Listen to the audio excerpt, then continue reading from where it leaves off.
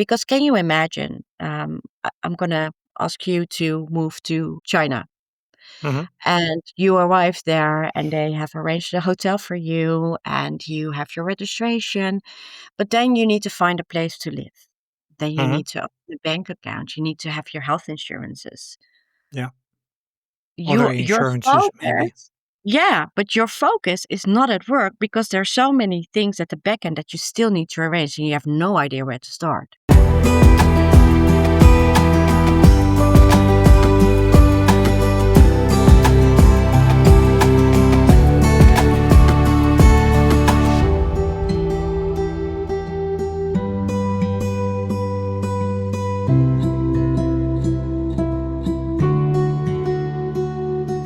What if your next growth risk is not finding international talent, but helping them land in a new country and actually stay? I'm Dirk Jan Upkes, the host of Women Disrupting Tech, the podcast about how power, money, and voice actually work for women in the tech ecosystem. My guest today is Judith Roetgering. Judith Roetgering is the managing director of Rehive People, and she has helped companies relocate and onboard international talent for years. In this episode, we talk about why international hiring fails without proper relocation, what a real soft landing looks like, and how language, culture, and even AI play a role in whether people stick around. If you are a hiring manager, founder, or investor who wants to understand what it takes to build global teams that perform and stay, this episode is for you. It will give you a very practical look at what needs to be in place before your new international hire gets on a plane. So when you're ready to listen and learn, here's my conversation with Judith Roetgering. Hey, Judith Roetgering, welcome to Women Disrupting Tech. Good to have you. Question I always ask at the start is how you got into your current position. In your case, how you got to founding Rehive. Well, first of all, Dirk Jan, thank you for having me onto your podcast. It's a great honor for me. It's a good question. I met the official founders of the company when I was still in my old company, and we had a great click. And they were already in the talent domain. They have built an HR platform, an EOR platform, and we came across each other, and they were really focusing on growing their businesses. They really wanted to add a relocation agency to their business because it's a part of the EUR strategy. So they asked me to join. They started the company late 2023. Back then, I was still finishing the bankruptcy of the company I had before that. Mm-hmm. And so when they asked me to join, honestly, I said no because it was quite a challenging time back then. Mm-hmm. And I joined them in April 2024 as the managing director and, so to say, late co-founder, because the company was already founded before. Okay. So how was that to join a bit later? Um, yeah, I think it was in the beginning. It was also challenging with the team, of course, because the team was already partially there, and they were working together already. And but the founders, they really see it as an investment. So they were really looking for a captain navigating the ship. And within the team that they had, it was a lot of experience. There is a lot of experience, but not in managing a startup. And that's exactly why they asked me to start the whole process together with the team, set up the strategy. Of course, I have founded a relocation agency before. So I had my lessons learned, which I could take into that. And also starting with a team that was already there. Normally, when you start up a company, you start by yourself, co-founder, and then when you start growing, you're adding people to the team. Mm-hmm. So this was very different in that sense that there was a team already and a quite senior team. So on visa and immigration, one of the guys we are working with, one of my colleagues, Mike, he's already in visa and immigration for 15 years, so he knows exactly what he's talking about, and he's really senior. So in that manner, it was really different to step into the company. And on the other hand, it was really good because you have a different start than Mhm. starting on your own, waiting to have some achievements and then start to grow. Yeah. So they added you, if I understand correctly, because they needed a captain on the ship, and B, because they wanted to expand into relocation, right? Yeah, exactly. Yeah. Okay. So if I remember correctly from the research, you worked in multiple countries. What challenges did you run into yourself with relocation? Um, I have relocated once in my life, so I haven't lived in a lot of countries. I think the most difficult is that you don't know exactly what needs to be done. So for example, if you move to a country, of course, you need to know that you need to be registered there. Hmm. But how do you select a bank? How do you find a house if you don't know the market there? Hmm. And I had the privilege when I was moving that I had family and friends there that helped me and that knew exactly, okay, you need to take these steps and don't forget about these things. But if you, for example, here in the Netherlands, we have so many regulations, and if you don't know, you just don't know. Plus, You if will, you know, yeah. I think you get lost. Oh, that's for sure. That's for sure. I think the Netherlands is one of the countries with so many regulations. I experienced, for example, if I try to explain to an international how our healthcare system works, it's so difficult to in that sense to explain, but also to make them understand. And I think that's the role that we have to take as a relocation agency to really support them. The main question, or even the first questions are raised when I am talking to potential new clients. Is like, okay, what would you need if I tell you that you need to move in 6 to 8 weeks from now from the Netherlands to, for example, Singapore or China or India? There are a lot of cultural differences there, but also it's a different system. So especially when it's your first relocation, or when you are relocating with a partner or a whole family, there are Yeah. so many things to be arranged, and people feel really vulnerable. So if as an employer you can support them with the whole relocation services and everything to settle in quickly, that creates less stress to them, and they can thrive within the company as soon as they can. Yeah. Yeah. Before we dive into that part, you mentioned that you've had other companies before. I just want to double click on that. What lessons from there do you take into your current role? I think there are a few lessons. When I look at my former companies, Mhm. it was different than what we're doing right now because we were both international recruitment and international relocation. And we grew insanely fast. And I think, especially, the funny thing is that it was in COVID time, so 2020, 21. Mhm. We grew from zero to 1 million in the second year that we were there. Growth is amazing, but especially when you start hiring people, I think it's really important to stand still. Like, okay, what is the direction? Where do we want to go? Mhm. When I look at the former company, uh, we were constantly under construction with the store open. And sometimes it's really good to just stand still, like, where are we and what is the direction that we want to go towards to? And what kind of people do we need? And what do our people need from us?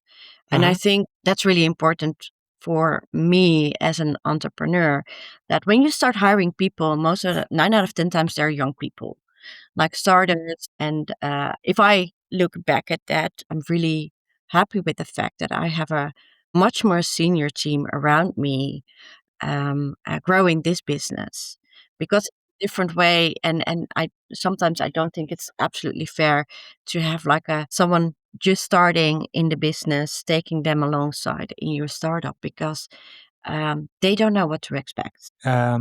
Is it a good thing to be somewhat older when you found a company in that sense? That you're also a bit more, you have a bit more experience, I hear you say, and but also you're a bit more like you've seen Yeah, more many seasoned things by life. already. Yeah, Yeah, but yeah. it's more seasoned. Absolutely. If I look back at my career, I started in fashion, so something totally different than what I'm doing right now.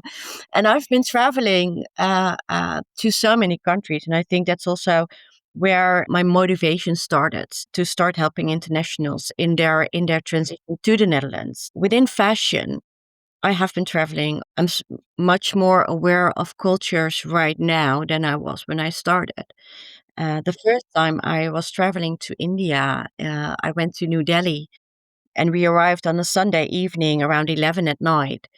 And the moment the door opened of the airplane, it absolutely felt I stepped into an upside down world.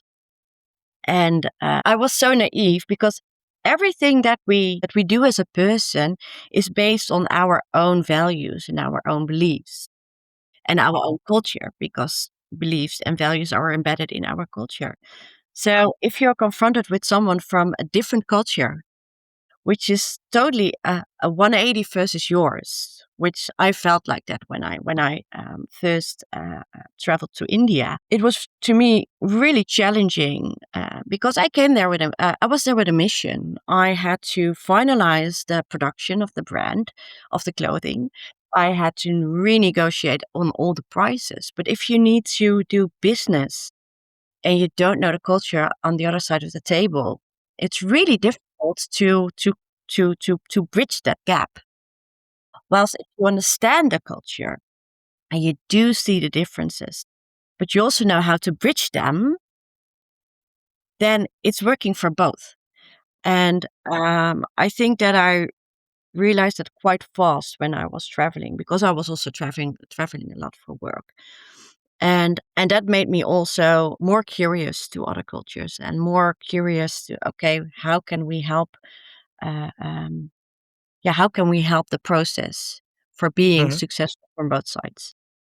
So you land in, just to pick up on the story, yeah. So you land in New Delhi, which is indeed, if the airplane door opens, you end up in a different world, and not only in terms of the people you see and the culture, but also in terms of the smell, in terms of the heat, in terms of. Absolutely.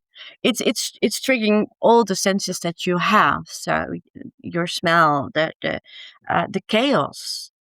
We are so used to everything is aligned and everything. We have rules for everything. I know when we were waiting for our luggage, and I was looking around, and there were like, it was in the middle of the night by then, and but there were as many people on the airport as on midday. It's like it's going on for 24 hours a day there. If you land around midnight at the Amsterdam airport, it's quiet, but there it's not. It's the same level of noise, same level of chaos and everything. And I turned around, and there were like papers in the corner of the airport, and I was like, "Oh my god, is that their archive?"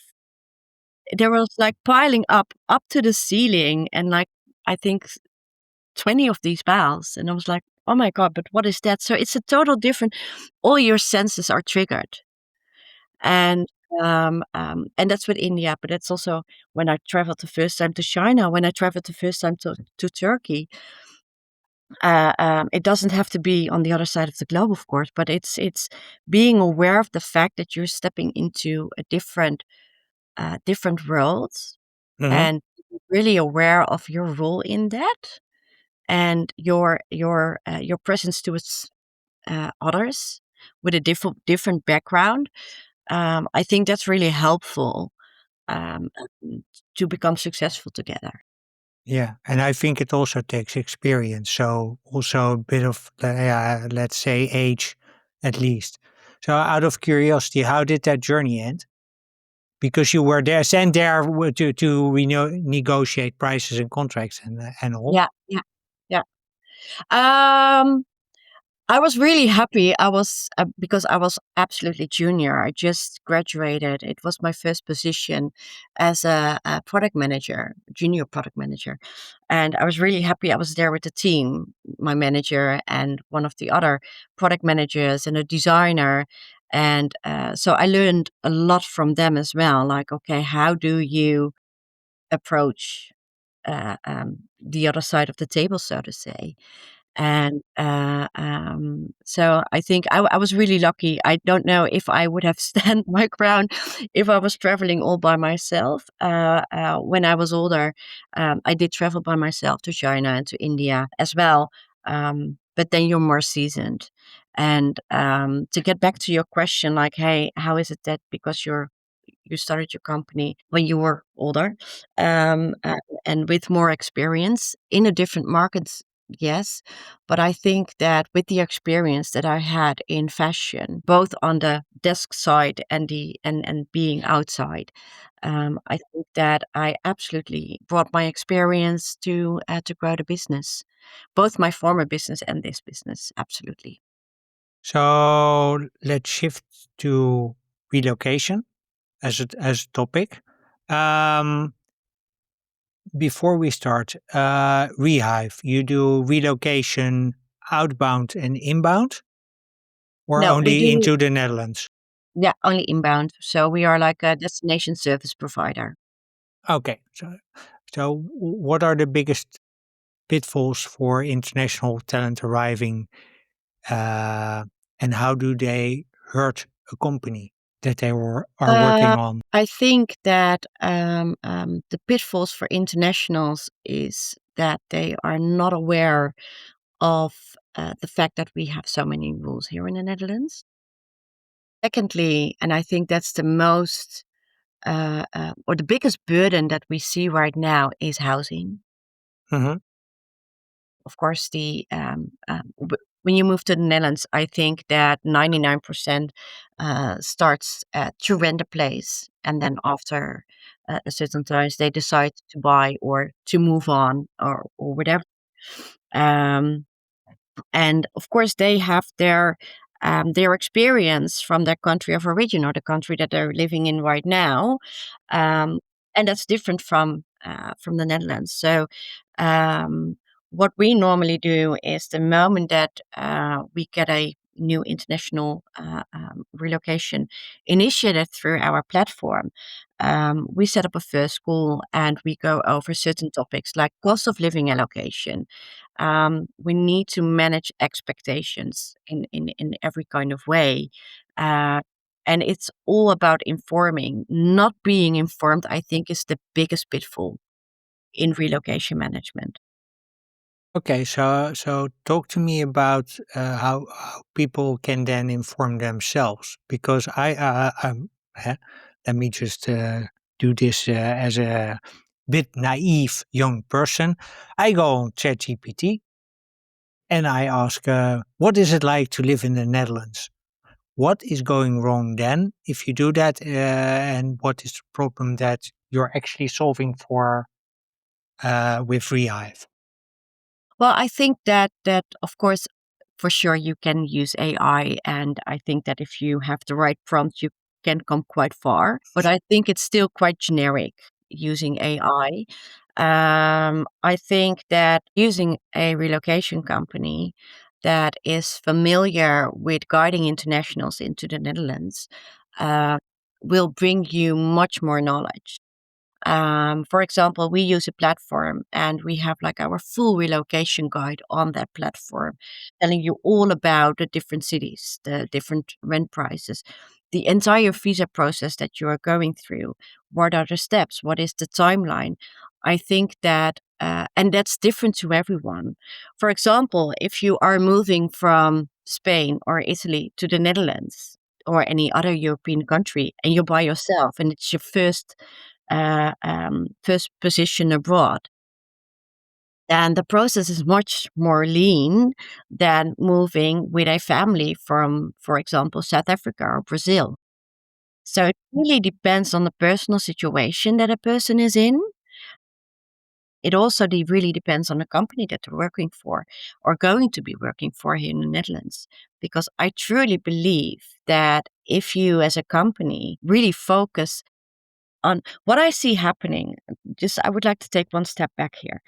What I see happening is that when it comes to recruitment, and especially these days when we are lacking talent in all layers of our society these days, Mhm. unfortunately,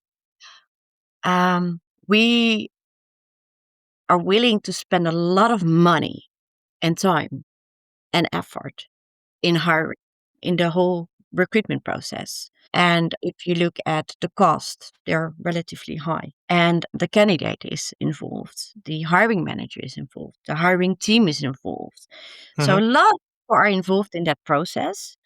And I think that for us, it's really important to understand, like, okay, what is the hiring process and what is your onboarding process? Because, to be honest, we are the midsection when it comes to international hiring, because Mhm. we are doing visa immigration and the relocation part, and to understand the entire process on the forefront, and when someone is about to land in the company, for us that's really important. Secondly, to that is that if you're willing to pay that amount of money and to put that amount of time and effort in hiring someone, Mhm. uh, a relocation should be part of the cost. And compared to the recruitment fees, Mhm. it's really less. So the return on investment is on a relocation is quite big. For example, if you are looking for a certain profile and you only looking in the Netherlands to find the 5 lakh cheap, so to say. And it's Yeah, we both have to smile because we recognize how yeah, these lists with requirements are set up. But please yeah. continue. But you're looking for a certain profile, and there are not enough people here in the Netherlands with that profile. You have to make a decision there. You have to choose. Are you offering someone a really high salary to join your business, or are you willing to let go on certain requirements, which will maybe slow down the growth of your business that you're aiming for? Um, when looking abroad, the pool of talent is much bigger than only within the Netherlands. So that also means that most probably your time to hire when looking abroad is much shorter. So taking all these things in account, I think you should take all these things in account before deciding to only focus on the Netherlands. But it's also the other way around. If you are willing to source and hire from abroad, uh, both yourself and your company must be ready for this, especially when you have never hired an international before. Your company is most probably really Dutch focused. So So there's everything a is culture really angle. there's absolutely a cultural angle, but also a operational angle because most probably everything is in Dutch. Everything is written Yeah. in Dutch. How do you create an inclusive surrounding for an international? Because if you hire an international, you want to be successful with that. And I think that's really important, and that's absolutely the best moment to step into the conversation with a founder or a founding team. Like, hey, but if you want to do this, you need to embed that also with the team that's already there. Yeah. So actually, what I'm hearing you say is that currently you're usually, let's say, only when a candidate is hired and is, well, for lack of a better word, has already landed on Schiphol airport, then you pick him up and take that person to find a home, etc. And No, here you say is actually start considering the relocation part before you start hiring. that person? Yeah, I think I love to put things in numbers. The moment that you know that you're hiring a certain profile, that's difficult to be found in the Netherlands, especially when you are like a startup or a scale up, and you have like a certain profile that you're looking for. It's quite hard to compete with other companies. And so, why would that person work for you and not for example, Booking.com or Google, which is like much more like a name on the forefront of for most of technology roles. So I think that you as a employer, you can add up to the benefits of people by offering them, for example, relocation and ask them to move to the Netherlands. Okay. So going back to the investment, just Mhm.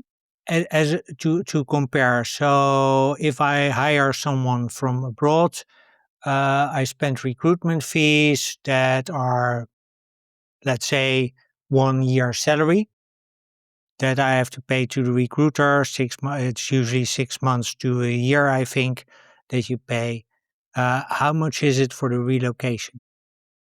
I think that it really depends. If I look at our pricing structure, we have different prices for people coming from the European zone versus people who are coming from outside the European zone. That all has to do with visa and a visa application. And we made a difference because a single has different needs than a family. It's quite simple. So, if I look at our services, that we have divided it into like we have a package, and with this package, we know that we are covering everything from A to Z. It's for both the company and the employee. So we cover everything, and we make sure that everything is done like a month after arriving. So the moment that a person starts or just signed the employment agreement, uh, we get an initiation from the company, for example, HR, the hiring manager, and from that moment, we start instantly. So, if we, with the visa, like I said before, with the managing the expectations, define the house search, define if we need schooling for kids whatsoever. So so in the first and the second call, we create the entire timeline Hmm. and to make sure that we know when to book the flights, that we know when we need, for example, temporary housing. Are we going to book temporary housing? Yes or no? And when will we start the search on housing? When do we need to get the BSN done? All these kind of things are put in that timeline. And so, for example, a single coming from the European zone is less than 5K, Yeah, and a that's family probably from maybe a month, 1 month salary, 2 months. yeah, well, If you net if it, you yeah, well, if you look at the total employer cost of 1 month of salary, you're already below that. So your return on investment, you can determine that on 20 to 25 days. So oh, if you wow. compare that with a search in the Netherlands for 6 months, and you can't find that person, but you can get someone from outside the Netherlands within 3 months, you already have your return on investment on relocation within the Yeah. first month of them working here in the Netherlands. So, and I think that's really that's absolutely a benefit for the company, of course. But at the other hand, you as a company, you also have with that a certain role Hmm. and responsibility towards the international hire, Yeah. So and that's what I let's talk. Yeah, let's talk yeah. about that because there's two layers to it. That person has to be onboarded, of course. Do you play a role with Rehive in that part in the onboarding, or is that the company and have fun? Well, Okay, I find it a really good question. It's not really black and white in that sense. The thing is that when we start talking to a company about visa immigration and relocation, we always ask like, okay, how does your onboarding program looks like? Some companies have a really extensive onboarding. Startups are like, they do have an onboarding, but that's really more focused on, okay, how can we get you up and running ASAP? So based on that and based on the budget that is available, we try to make a program that fits. Once the onboarding started, we are still aligned, of course, because, for example, someone starts on the 1st of December and arrives the last week of November. And during the whole month of December, we are still part of the process. Everything needs to be arranged upon arrival. So we try to make that as dense as possible to make sure that the international is able to start working and focused on his new or her new position as soon as possible. And that's I think that's absolutely where we bring added value. Because can you imagine? I'm gonna ask you to move to China, and you arrive there, and they have arranged a hotel for you, and you have your registration. But then you need to find a place to live. Then you need to open a bank account. You need to have your health insurances. Yeah. Other Your insurances, maybe. focus, yeah, but your focus is not at work because there's so many things at the back end that you still need to arrange and you have no idea where to start. So if you have a relocation manager supporting you in that and giving you the opportunity to focus at work and takes away that amount of stress, making sure that within a month from up on arrival everything is done, that relieves you from a lot of stress, enabling you to focus on your new position. And that's also what the international wants. Yeah. Yeah, so it works both ways in terms of benefits. Less stress Yeah. for the inbound international talent, but also for the company you're up and running earlier, so productive earlier. Yeah. Absolutely. Absolutely. Okay, so I just wanted to circle back to culture. What are things companies can do to make the culture more hospitable? And I don't mean to say that the international talent is not welcome, but it's more like I remember a conversation I had with Matthijs Welle, and he started working for Muse in Czech Republic, and he said that he had to put his foot down on the fact that all office communication was to be in English because he didn't speak Czech. And I can imagine that for let's say if you have Dutch conversations on the at the lunch table, and I've been there, that this happened quite a few times. Um, that you need to ask your the rest of your team to switch. Okay, we need to once Jim or Judith is on board, we need to start talking or speaking English at lunch because it's simply and there's that's one element of culture. So what can employers, what can startup founders do to make the culture more welcoming and more inclusive before the talent arrives? 2 points. I think that when you are a startup, especially in technology, I think that most of the technology companies are sooner or later depending on international talent because certain skills cannot be found in the Netherlands. Hmm. Or there are already internationals living here who might be willing to change positions and jobs. So the sooner you start with internationalizing your internal organization, the easier it will be. But that's the easy and the short answer. Um, I think that the moment you start looking for international talent, involve your team. And not only the management team or the hiring manager, but the entire team. Have that open conversation. What do you think about it? And I think a lot of people are open to it, but there might also be people that they're like, okay, but my English is not that well. So I'm really scared to come across with an international. And Yeah. that's not only at the lunch table, but especially in meetings. If you ask people to change from Dutch to English for the very first time, Mhm. we are not really happy when we need to change to English. I think with the younger generations, it's getting better. We see a lot of startups and scale ups already internationalizing from a very early moment in time, making it easier to grow with an international talent base. But if you run a company with, like, for example, 50 people, only Dutch people, and you add one international, that it's really difficult to change your internal culture on that. And I have an example, to be honest with you. We had a client in the eastern part of the country, and they were looking for quite some new developers to add to their team.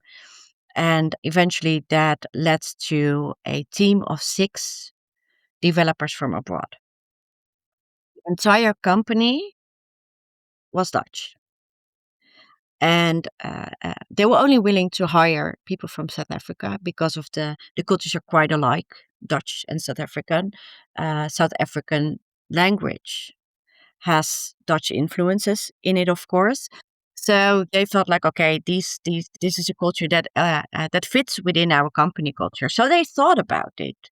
So, but unfortunately, they lacked the following step. Like, okay, how do we get our internal organization along to speak English? And within 12 months, they all left. So I think that you really need to challenge your team. You need to, in that, play by example. So always take the lead role in that. So speak English. Um, uh, as simple as processes that are put on paper, rewrite them in English. So to get it more common. For example, with Rehive People, we started with only Dutch speaking. And I know that the first time I had to report into the shareholders, I did my presentation in English. They were Dutch. And they were like, "Why are you doing this in English?" And I was like, "But this is the tone. This is the base that I want to set, Yeah. because that fact that I don't have an international on board yet doesn't mean I don't want to." And that's what I learned from my former company, to really start doing that from the beginning. It really sets the tone. And it really helps you to get everyone involved alongside with you. I started hiring internationally, and I'm really happy that our our daily speaking language is English, whilst we are with 4 Dutchies and one not native Dutch. Yeah. It makes life a lot easier indeed if you have all the processes already in English, and if you make it about or are able to have also the communication, the office communication in English. Because going back to your example of the company in the east of the Netherlands, that's they made a huge investment in hiring these people and getting them over, and then to see them go within 12 months. Yeah, but that's difficult, because that's like outside my circle of influence. When people start and we have finished the relocation and everything is settled, of course we stay in touch with the international hire, but it's mainly on, like, okay, how are you coping with living in the Netherlands, the changing weather, how are the kids doing at school? So that's really on a personal side. Um, um, but I cannot influence the internal organization. I can advise them, but it's up to them to decide how they want to get along with that. So if you're not willing to change your internal language from Dutch to English, if you're not open to internationalize your internal organization, then I would not recommend to hire internationally. How do you find out if your culture is ready for this? By having the conversations, and not only with yourself or with a partner, because I love to be that partner. What we see happening, for example, is that a lot of companies, especially if you read like Empty Sprouts and LinkedIn, like, yay, we have another investment, but that investment is to grow. So, and part of the growth still, despite AI, is still we grow with people.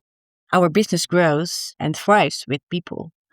So if you are not able to make the following step in growing your team, for example, like only sourcing in the Netherlands, then you cannot hit the growth that you are aiming for together with your investors because you have made a forecast. If I have this money, I can grow into this direction.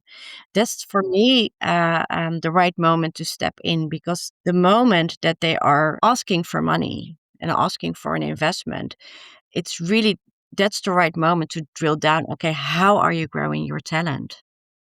What are you exactly going to do? Because if you have the money and you come to the conclusion like, hey, I can't find the people here, I need to get them from abroad, but I don't have budget set aside for that, Mhm. then it's going to be a whole different question. And you have to go back to your investors. Yeah.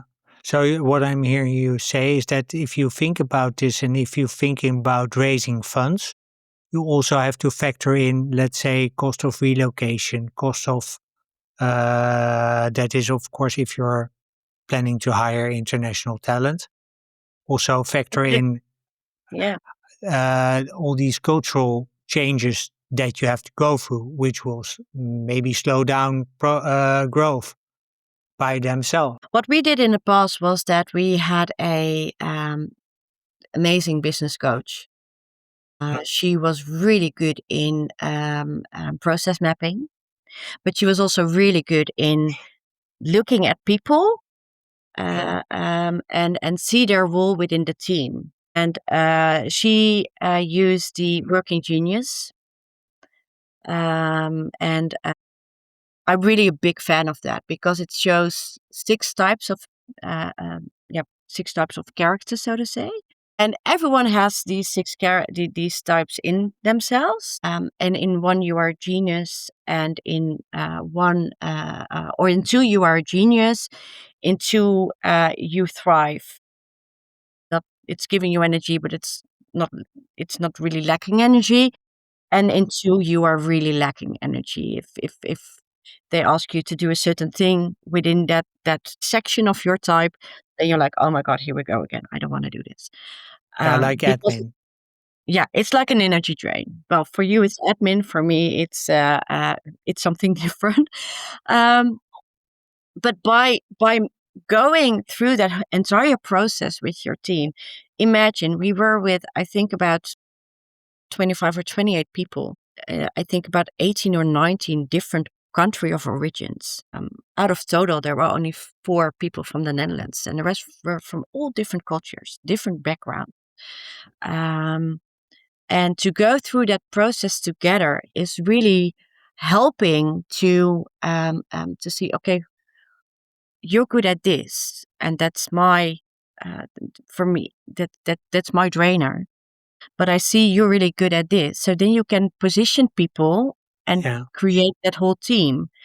And by doing that together with specifically this coach for Jessica, we really got the teams together, and we really got everyone to understand, okay, this is my position within the team, and to make people more thriving in their specific role. Maybe even changing their job spec based on what we have learned from the Working Genius assessment. And also looking like, okay, these are the type of people we have in the team now. What are we lacking? What do we miss within the team to get a complete perspective within one team? Yeah, that's Because if usually as everybody, a gap analysis is these type of yeah, tools is like really good because you indeed to your point get a sense of are people playing to work to their strengths and do we miss any capabilities, yeah, exactly. which makes Because the focus of hiring then also and subsequently maybe relocation then also more let's say quote unquote easy because you know what type of person you're looking for, not necessarily the capabilities that person needs to have, but more like you always need a bit of in founder teams you need the hacker, the hustler, and the hipster. yeah, Yeah. but you need No, to exactly. have a Yeah. more You need to have complement. that combination. If you Yeah, have like 3 hipsters yeah. or 3 hackers, then it's not working. You need to have that combination, and I think that's really important to when I joined Rehive People, the first thing I did with the team was the Working Genius assessment, Mhm. and to have that conversation about that, like, okay, who is within the entire spectrum, who is where? Yeah, Because it's giving you so much insight, and it's going over cultural differences. yeah. I want to shift a bit. Before we do that, just touch back on housing because you mentioned housing is a big issue in the Netherlands. So, is there any realistic advice that you can give companies or talent when it comes to setting expectation on housing in particular? The search is much more intense versus 2 or 3 years ago. Funny enough, yesterday I had a conversation with one of my colleagues, and I was like, back in the days, we got called by realtors like, "Hey, I have a really nice apartment. Do you have someone who wants to see this?" Well, you can't imagine that anymore in this time that we are in. So since July 2024, a whole legislation around renting out apartments has been changed dramatically, I can say. So we start as soon as we can with a housing search to have enough time. Um, we use AI for our search because it's so intense to do everything by hand and head Hmm. on a search. So we have different AI tooling, scraping websites of realtors, scraping websites like Funda, Hmm. per area, Yeah, to really have like the first option to apply. Um, Make sure you have all your information ready because realtors already ask on the forefront a lot of information from you yeah, to judge if you are capable of renting the place. If I look for employers, be aware that if you have like a really entry level position with corresponding salary, it might be very difficult for the international to find housing. If you look at the price brackets within the rentals, between 1,200 euros and 2,000 euros, it's really difficult. I find it really hard to say because I know it's a lot of money, uh and you need to earn 3 times the rent based on your gross salary. So, for example, if you rent a place of 2K, you need to earn gross 6K. That's a lot of money, but that's what we are facing. So, I'm really happy with our clients if they have the intention to offer a job to an international. They check in with us like, "Hey, this is what we want to offer. This is this is the position. What do you think?" If you are an international and you're moving with your family and you are earning the minimum thresholds for this year above 30, that's 6,588 euros. But you're moving with a wife and 3 kids, and or with a husband and 3 kids, and your spouse will stay at home for the kids at least for the first year. Then it's really challenging to find a rental with, yeah, for example, 3 or 4 bedrooms yeah. within. That's in that price range. That good luck. At least not in Yeah, Amsterdam or Rotterdam in the city center anywhere. not even in the south of the country.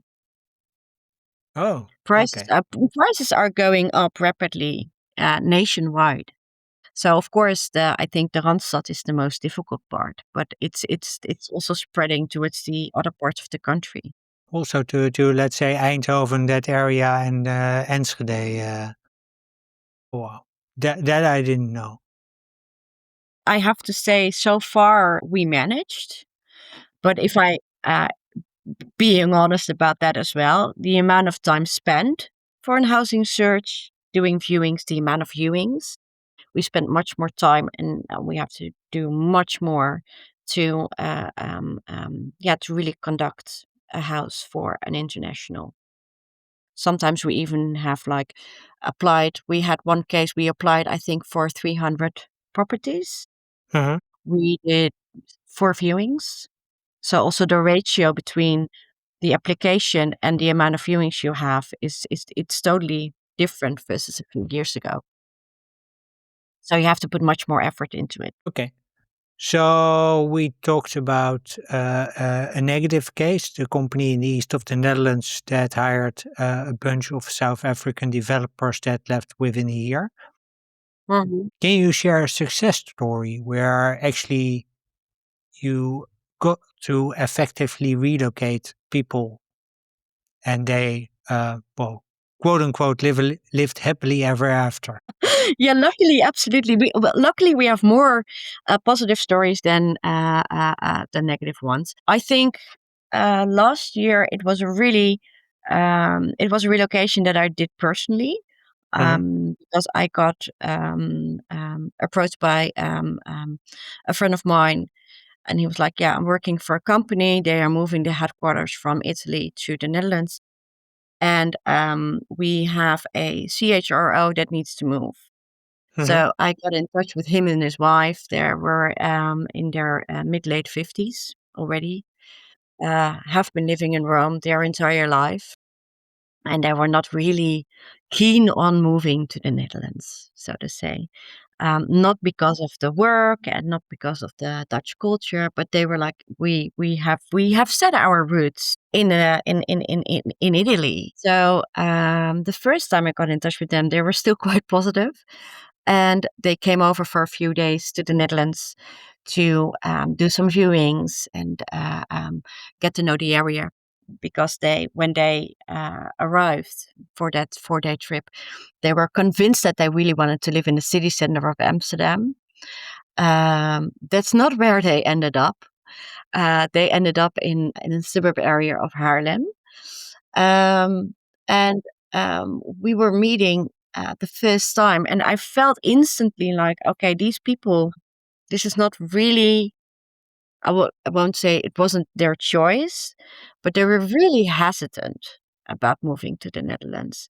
Yeah. And um, so that means that with this couple, I really took them by the hand. That's not always necessary, but in this case, it was. Hmm. So I really took them by the hand, which means that on viewings, on registration, booking their flights, finding houses, I joined all the viewings together with them. We always join all the viewings, by the way, but this was really like, okay, I picked them up from where they were staying and took them Uh-huh. uh, uh, to the houses. Really, every step of the way, from opening a bank account to settle the utilities, uh, um, everything we did together because that was what they needed. Uh, so with that, it was really important for them to feel safe and understood by me. Like, okay, we there are so many things we don't know. We need help with that. Whilst on the other side, we also have relocations of people like, okay, but I really want to do this part myself. So we constantly balance like, okay, what is needed and what can Hmm. we help with versus what do they want to do themselves. And to come back to this couple, they're really happy with the move now. So at first they were hesitant and they um, rather not. But we have to move because the headquarter is moving, so we have to move along. So that they fully understood that that had to happen. But yeah, now Yeah, but to hear, understanding that cognitively and then also emotionally being able to execute on it, yeah, aside from the coffee aspect, which I will not talk about now, quality of the coffee in the Netherlands compared to Italy. Yeah, that's quite a big step. So I can understand that they were like, really, okay, do we really have to do this? yeah, absolutely. And then knowing that they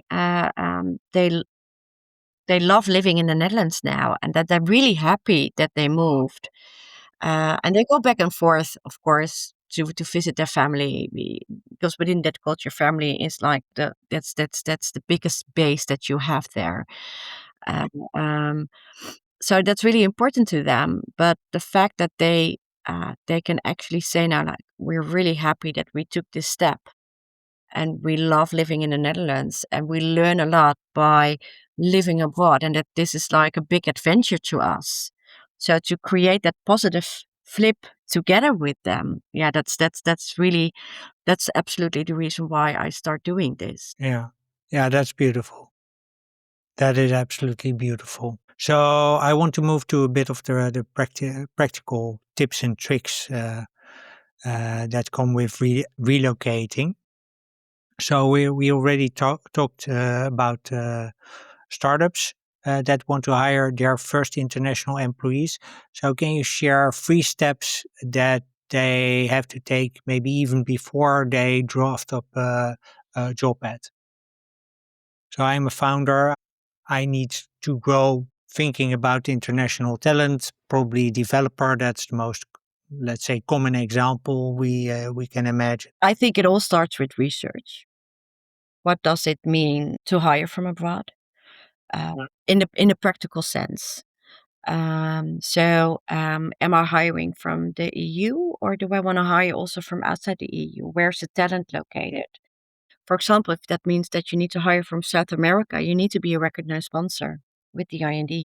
And to become a recognized sponsor, you need to fulfill at certain requirements. So we also support companies with becoming a recognized sponsor. Sometimes that means that it can take up to 6 to 9 months to become a recognized sponsor. For And example, that's before, that sort of precedes before you can start hiring yeah, people. yeah, exactly. So normally, a becoming a recognized sponsor takes up to 90 days. Uh, and sometimes the IND decides that they need another 90 days to come to a conclusion. But especially when it comes to technology startups and even scale ups, they need to have a lot of investment before they even have their proof of concept or proof of product. And then they have to start earning the money. And they have to start earning more money to even become profitable. And the reason why the IND wants you to become a recognized sponsor is to make sure that you are able to provide your international hire for long term with their salary. And the moment that they're not sure that you are able to do so, or give you a negative advice. But 9 out of 10 times, especially when it comes to younger companies, they involve the RVO. That means that the RVO needs to do an additional investigation. That means that you have to come with a business plan, with a forecast for a few years from now. How are you going to grow? Are you going to get another investment round? How does that look like? They just want to make sure that you are capable of paying the salary to your people, to your entire talent pool, but mainly for your international hires. So if you want to start hiring internationally, the first question that I would ask you, like, okay, are you capable of finding these people within the EU? So Hmm. with an EU passport, Hmm. or do you need to go further than that? If you need to go further than that and you are not a recognized sponsor yet, of course, you can also use an employer of record who is a recognized sponsor. That's also a way, but that's in the end quite costly. It's like it could be like an in between solution while you're waiting to become a recognized sponsor to join an ER solution to bridge that period of time. So that's the first. I would not wait until you have a candidate you like to hire, and then, oh, we're not a recognized sponsor. As soon as you are able to apply for that sponsorship, I would definitely do that. Um, the second question is like, okay, what does it mean? Because we have talked about the language barrier, but there's also, and I think that's even more complicated, the cultural barrier. What kind of type of culture fits your organization? Are you willing as an organization to pivot your organization for certain cultures? Like I said before, someone from the European zone, from the Nordics, is different than from the south of the European zone Yeah. already. So that's already something you have to keep in mind. You have to assess it with yourself like, okay, do I have the time, the room, and the availability within my team to onboard an international to grow our business? I think that's a really important question to raise to yourself. Yeah. So, Um, do you recommend that organizations maybe not hire one international talent but two, so they sort of a buddy to talk to each other, and um, also to have more let's say more ability to influence the culture because one is only one, and yeah, then it can I be think me. Whereas if it's two, they can at least talk to each other and maybe share and voice also better. I think yes, of course. I think that that's better. On the flip side of that is that if you hire two people from abroad, for example, you hire two people from abroad and you already have a team of 10, you create a group. So you need to get them integrated. So it's great for them that they have a person beside them that has the same experience. Absolutely agree on that. But the next step is, how do you integrate that? For example, it can be really give them a Dutch buddy that shows them around, tells about Dutch culture, Dutch habits, the company itself, their specific role within the company. Because because otherwise you're creating groups and you need to blend them to be able to Yeah, thrive. ultimately yes, but the Yeah, first step is to at least have to give an international hire someone to talk to who also can empathize. I agree on that up to a certain level. I think that for example, we are with five, and one of them is international, not from the Netherlands. Um, so it's up to the other four to make him land in and blend in and support him. That's a certain awareness that you need to create.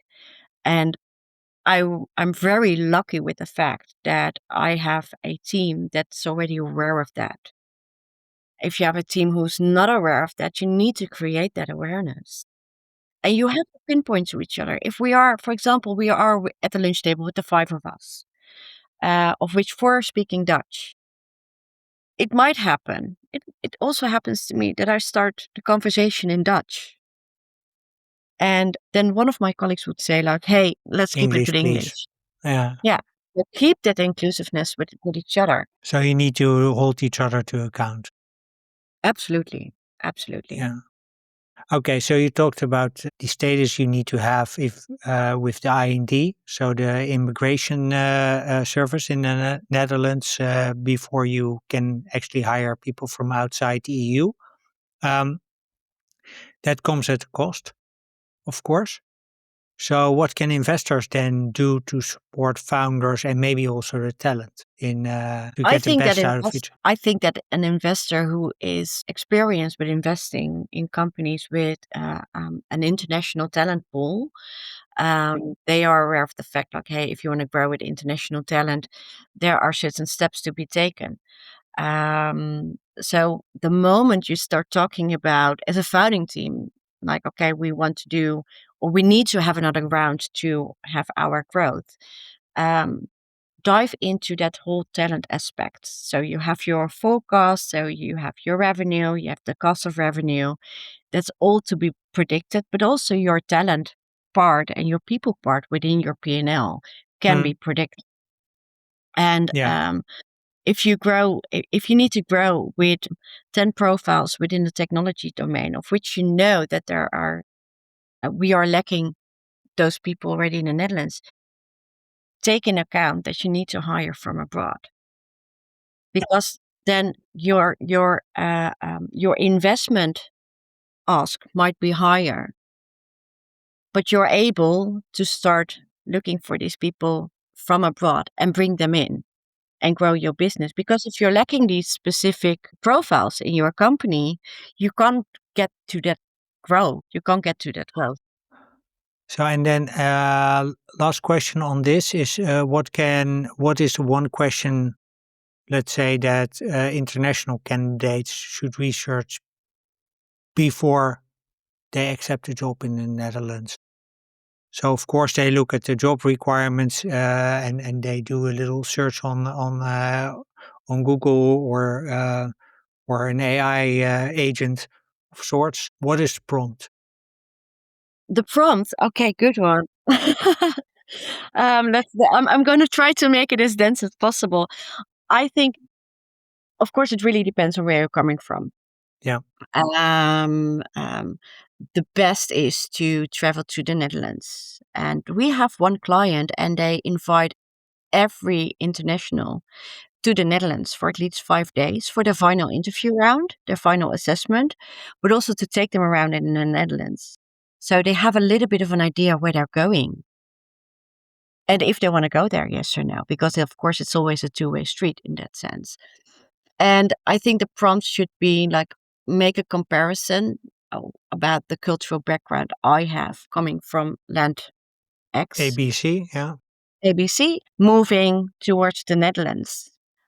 How does the cost of living allocation look like?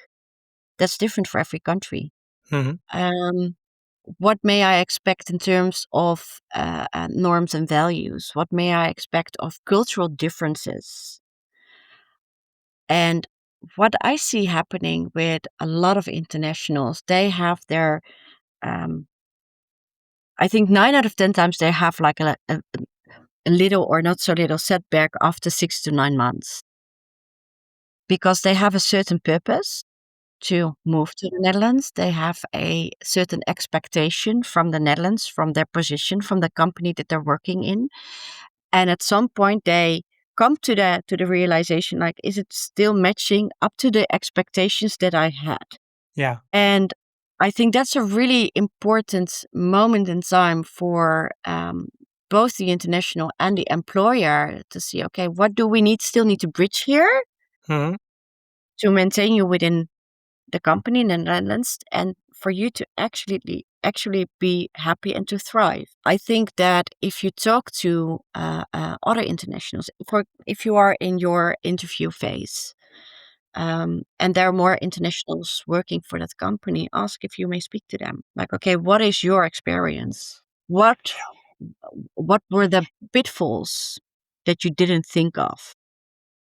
And Hmm. that you almost or that you stepped into. There are, and yeah, now it's it's a bit like when he tells, but on, for example, Facebook, there are a lot of expat groups for every major or minor city. There are expat groups. Try to connect with people, not even or not specifically from your own cultural background, but try to connect with people from different cultural backgrounds that are living in the Netherlands or in a certain area.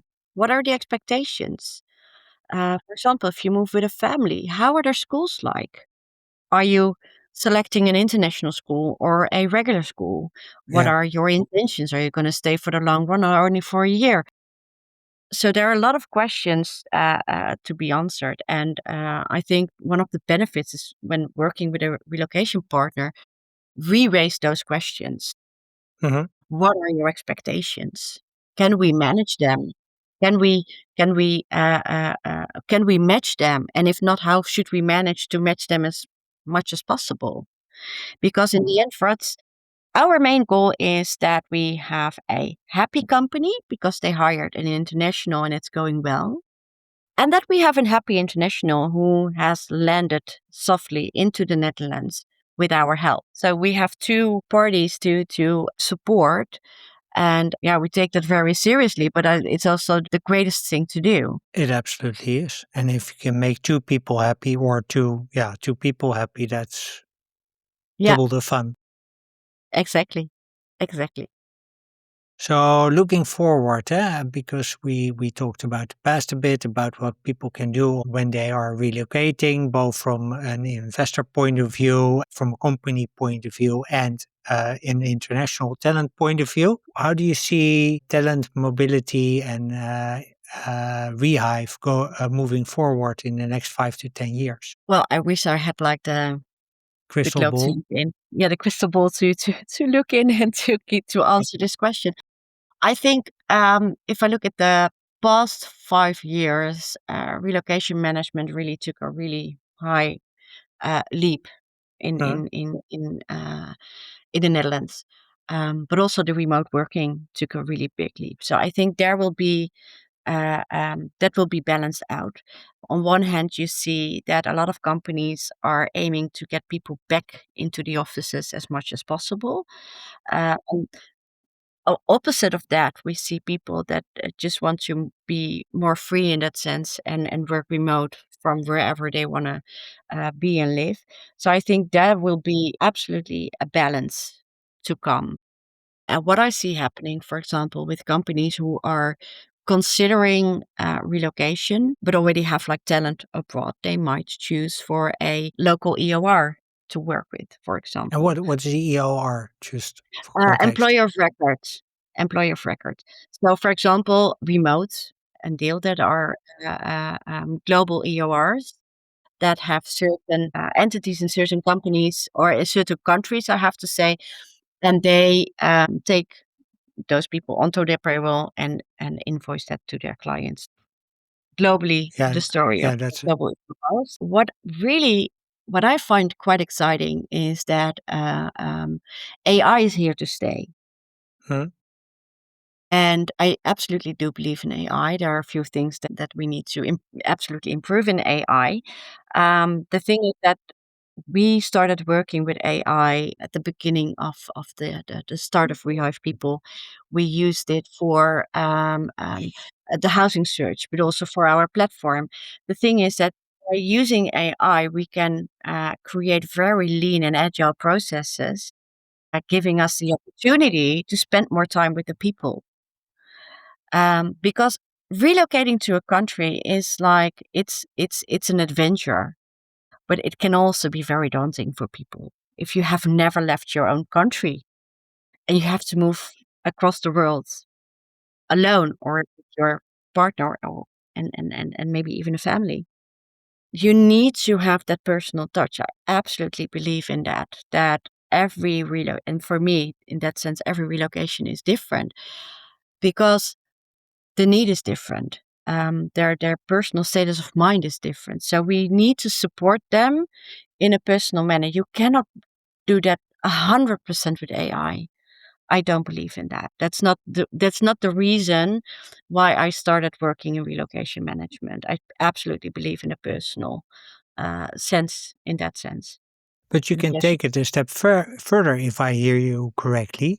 Like AI is taking away of a lot of, let's say, the menial jobs or The administration of the things. administration type of tasks, and that frees up Well, time for managers and for people to have more conversations and more connection with each other, and by extension also with the international talent coming in. yeah, exactly. So to me, I think that's really the upside of using AI for us, Yeah, creating yeah, but also time. yeah. Okay, so on AI, I'm building an AI tool with Women Disrupting Tech. It's a tool that connects female founders and investors to bridge the funding gap, and it uses AI. From your perspective, what's the most important ingredient that I need to have to support female founders, but not replicate the biases that we have currently? Thought about that when preparing for this podcast, and I think that if you look at a global perspective, but also in within the Netherlands itself, there are a few things going on. For example, the gender pay gap is it's growing, and there are a few things that are moving. To be honest with you, for me, back in time, and I think that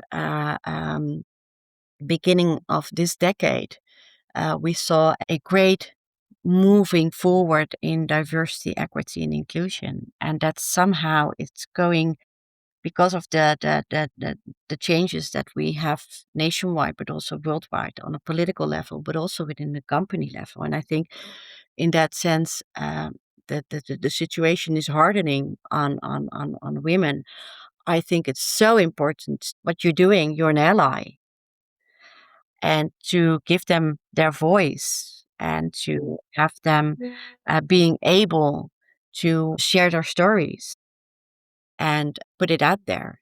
If you look at it in investments these days, less investments are going to women instead of more investments. Yeah. But that doesn't mean that women are not worth the investment. And I think by showing um, showing that part of the specific part of the ecosystem, showing that there are so many talented women out there that need that investment and to create a stage for them. I think that's please keep doing that. But I because will. we need it, but I think in the coming years and maybe even in the coming decades, we need that even more. So we need those male allies to support. And I think also between women, we must create more and more allyship together to grow Is that and to not stand up. enough? Not happening enough? You think that women support women? Yes and no. I think that if you compare it with like 10 to 15 years ago, it's already much better, but I think it should be even better. Like, for example, if I look at my children, that somehow they still have the bias that their first response to something that they want to do is like, but yeah, I don't think I can do that because I never did it. And that's there's a bias between already with young children between a boy and a girl. And I think that we absolutely need to change that. And I would love to change that. The moment that I started my first business, I have three young girls, and they saw me thriving the business, and they had no idea what I was doing, but they were really proud because they were like, "Okay, mom is doing very well, and um, so you can do whatever you want." I changed from fashion to relocation management. I did that during my third pregnancy. I decided to make that change, and I started to teach myself, but also learn from others within the domain. What does that mean? And what is my place in that? And I think that's really important to start on a small level, but also take all the steps that are in between.